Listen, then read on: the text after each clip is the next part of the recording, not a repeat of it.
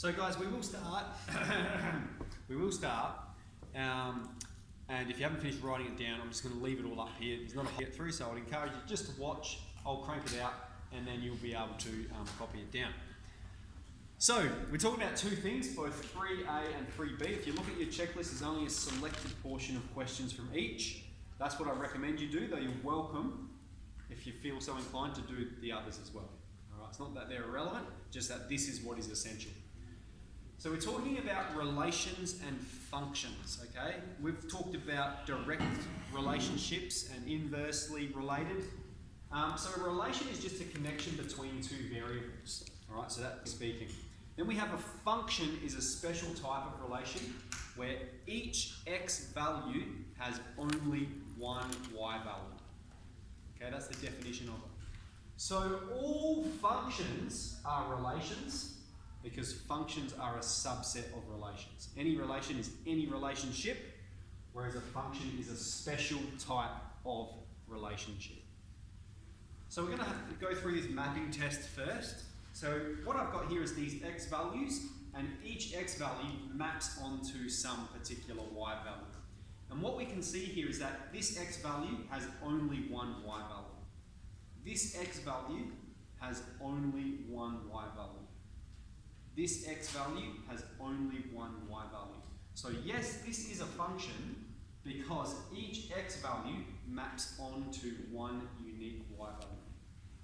Okay, compare that with this example where we have this x value maps onto one y value, but this x value has two y values. It says when x is 2, y is 0, and when x is 2, y is 3. So because it maps onto more than one y value, this is not a function. Okay. What does that mean visually? So we can do this mapping test for it, but here's what it means visually. And to do it visually, we do what's called a vertical line test, which is where you've got the graph of it, and you're just running a straight line across it. And what you can see is that anywhere along here, the straight line only crosses the function once. Okay, so for this x value here, it only has one y value. For this x value here, it only has one y value. This x value here, only one y value. So yes, this is a function. Whereas if we go here and I do our vertical line test, look, right here, this x value, it has two possible y values. It has this y value and this y value. So no, this is not a function. All right, so we've got the mapping test, and this is how simple it is, okay? If there is an x value with two arrows coming off it, then it's not a function. If each x value has only one arrow, then it is a function. Okay? For a vertical line test, does it cross the function once for the whole thing? Then yes, it's a function.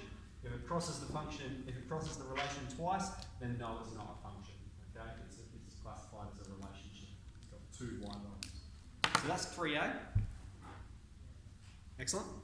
Let's move on to 3B, and we're looking at some terminology we've seen before. Hopefully we're familiar with this from Year 10, f of x.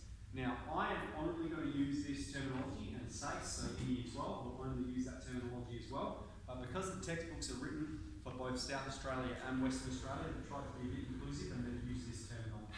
It means the same thing. This f funky colon arrow x means f of x. Okay, it means the same thing. So if you see it, don't be worried about it.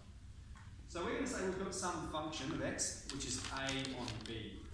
All right, so a good example is like this one here. We've got something at the top and something at the bottom. It's a fraction. The roots occur when a is 0. All right, what that means, roots, I'm going to use these words interchangeably. Roots, x-intercepts, and zeros. They all mean the same thing.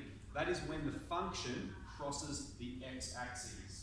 Okay, so roots occur when a is 0. That means when the numerator, when the top of the function is 0, that's when the roots occur.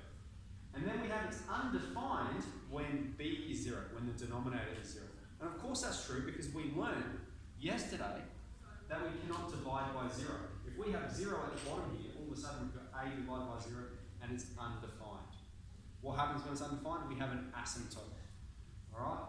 So when it's undefined, we have an asymptote when the denominator is 0. Excellent. So let's get straight into it. Find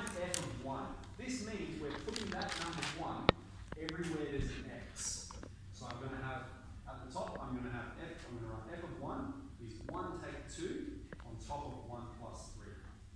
And then we just simplify it. Okay, 1 take 2 is minus 1. 1 plus 3 is 4. And so that's just minus a quarter.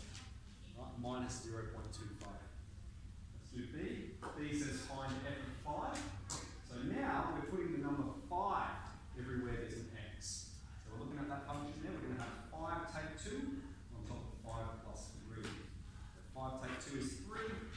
And 5 plus 3 is 8. Alright? 3 on 8. So I'm actually just going to do f while we're on track here as well, because it's similar, so you can see what's happening. So find f of a plus 3. So watch carefully here, because you may not have seen this before. F of 1, we put that number where x is. F of 5, we put 5 where the x is. Here, we're going to put a plus 3, that whole thing, everywhere there's an x. So we're going to have, at the top, a plus 3 take 2. Alright, substitute that whole thing everywhere there's an x. And at the bottom, a plus 3 plus 3. Alright, so that's just replacing the x in our function. And then we'll just simplify it. 3 take 2 is 1. We've got a plus 1 at the top and a plus 6 at the bottom. Fantastic. So we've got A, B, and F done. Okay, part C, find the roots. So this means find the x-intercepts. Find where it crosses the x-axis. We're told the roots occur when a is 0. A is the numerator. So that's when, what's our numerator here? X take 2.